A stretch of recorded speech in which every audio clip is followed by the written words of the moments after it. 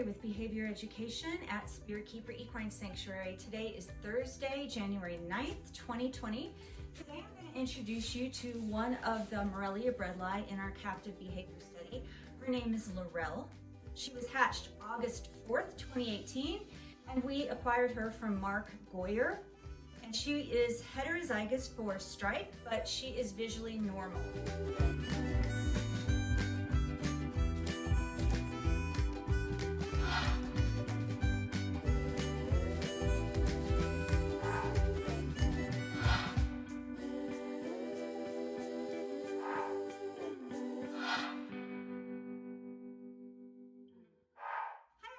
This is Lori with Behavior Education at Spirit Keeper Equine Sanctuary.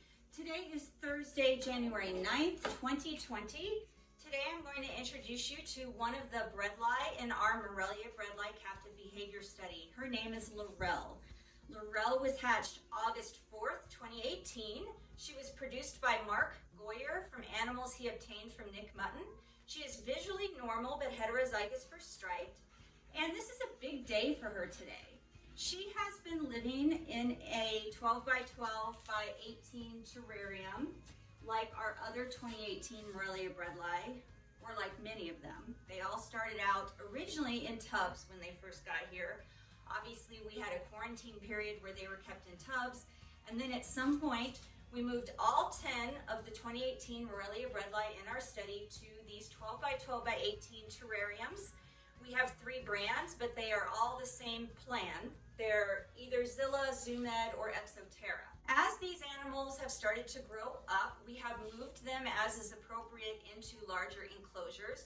And today is the day that Laurel is going to move up from her 12 by 12 by 18 terrarium into a 18 by 18 by 24. Now, we have moved some of our 2018 bredli into PVC enclosures. So we have some of them in these showcase enclosures, and they are already in 3 foot by 2 foot by 2 foot showcase enclosures. And then we have other ones that will be moving up into these glass terrariums. That is determined by the individual bredli's personality. In Laurel's case, when she was in her plastic quarantine tub, she hid quite a bit initially, and then as we started to open the lid of the quarantine tub, she wanted to start coming out to the open more. Once we moved her into the 12 by 12 by 18 terrarium, she really started thriving. She started spending the majority of her time out in the open, draping on her ledge, and occasionally perching on her PVC perches.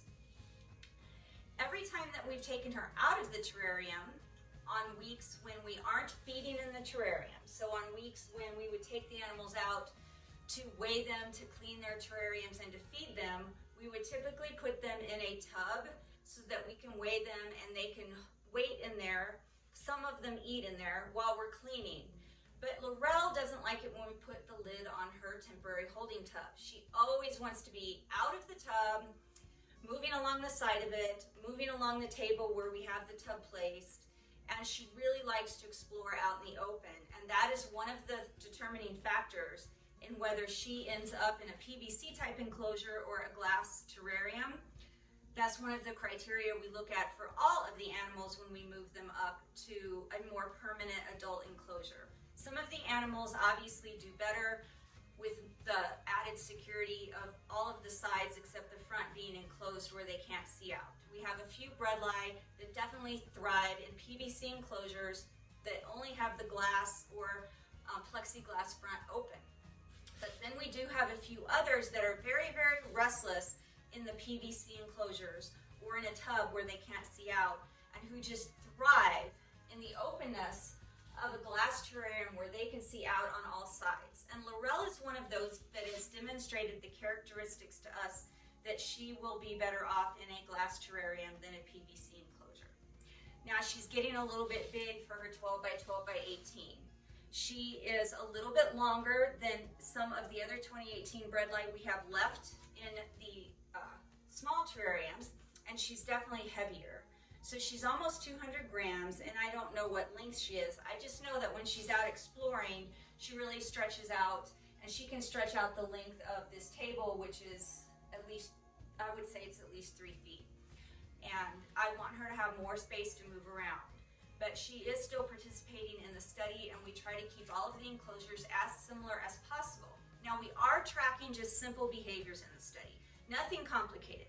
We're tracking simple behaviors to come up with a time budget or an activity budget so that anyone who's working with bredli will best know how to keep them and how to set up their enclosure, and so that's evidence-based. So we're actually tracking behaviors using scan sampling and an ethogram. And the behaviors that we're tracking are just how much time they spend hiding versus out in the open, how much time they spend on the ground versus the upper level of their enclosure, how much time they spend on shelves and perches, how much time they spend in a humidity box, and how much time, if any, they spend swimming. A couple of the other behaviors we're tracking are the positions that we find them in as we do our scan sampling. So we're also tracking if we find them draped, coiled, or in a rectilinear position. As I said, these are just simple behaviors, but they're significant. If you're a bredli that somebody's keeping and you prefer to spend 60 or 70% of your time on a ledge in the upper half of the enclosure, but your keeper has a very short enclosure for you with nothing to perch on or rest on that's elevated, then you might not be a very happy bredli. And so we're just trying to track these behaviors so that we can better let people know, hey, we have studied 24 Morelia bredli over this amount of time, and this is what they spend the most of their time doing. Our preliminary results as of right now show that they do spend 60 to 70% of their time out in the open and elevated. So that is elevated off the ground level of their enclosure on some type of a shelf, ledge, or perch. Now, we are tracking the bredli at least through May of 2020. I have an intern from one of the local community colleges that's working here with us. So we won't have the final results published until later this year. We don't plan on these bredli going anywhere, and so we're already looking at the next thing that we could study, which may be more involved. Things such as temperament related to whether they're male or female, or temperament and activity based on their color or lineage. But for right now, we're just tracking simple behaviors that let us know, hey, if you have a Morelia bredli, this is how we would recommend you do it based on the evidence we've collected with our study of 24 bredli. I can tell you right now, they do use their humidity hides about 10% of the time, usually before, during, or right after shedding.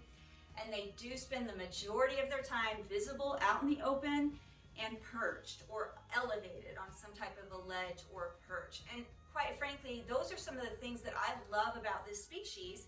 I can see them almost all of the time. In fact, if I'm doing all of my scan sampling or I'm just doing normal checks on their welfare and I don't see one, I actually go and look for it to make sure it's okay, because it's very unusual not to see them. Oftentimes, even when they are in a hide, they have their head or even their head and neck sticking out of the hole. We're going to put Laurel in her new enclosure. It is set up pretty similar to her old enclosure.